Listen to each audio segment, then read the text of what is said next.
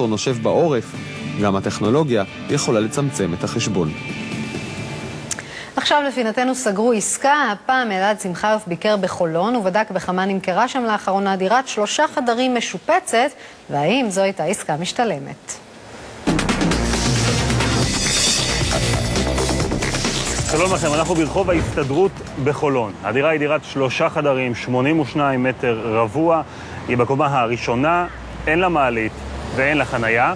הדירה הזו נמכרה לאחרונה בסכום של 1,065,000 שקלים. אז בואו ניכנס ונראה אם שווה לעשות עסקה.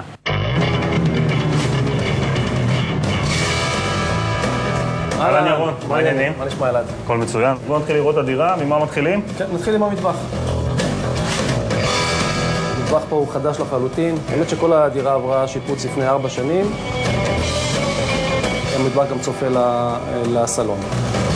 סלון מרווח מאוד. האמת שפה הייתה מרפסת שהם פתחו אותה בזמן השיפוץ. בעצם הגדילו את הסלון. בעצם הגדילו את השטח של הסלון. כפי שאתם שומעים, הרחוב לא שקט במיוחד, זה רחוב ראשי, רחוב די סואן. יאמר לזכות המוכרים שהם דאגו פה באמת לאטום את הדירה מבחינת רעש על ידי זיגוג כפול. הדירה שופצה ברמה אדריכלית מאוד מאוד גבוהה, השקעה של קירות גבס, כל הריצוף כמובן הוחלף. נראה את החדרים, חדר ילדים. כפי שאתה רואה באופן יחסי, החדר הזה הוא גדול. תראה איזה חדר יפה, תראה איזה חדר גדול, זה סוויטה אני קורא לחדר הזה. אין ספק שזה חדר הרבה יותר גדול מהסטנדרט, שירותים והמקלחת, גם פה עבר שיפוץ יסודי. יותר מדי נקודות חיוביות אין לה, אם זה הקומה בבניין שהוא פונה לרחוב, אם זה העובדה שאין לה חנייה, אם זה העובדה שהיא בבניין שהוא ללא מעלית. למעשה היתרון הבולט שלה הוא השיפוץ הנרחב שנעשה כאן. הדירה ישבה על המדף כחודשיים וחצי. מחיר השיווק הראשוני היה 1,090,000. ומחיר הסגירה?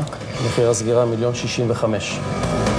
במקרה הזה, המחיר שהתקבל בעסקה גבוה משווי השוק של הדירה, שווי הריאלי, בין היתר וכנראה שבעיקר בגלל השיפוץ הנרחב שנעשה כאן. דירה מהסוג הזה, אם הייתה לא משופצת, הייתה נמכרת באזור 900, אולי טיפה יותר.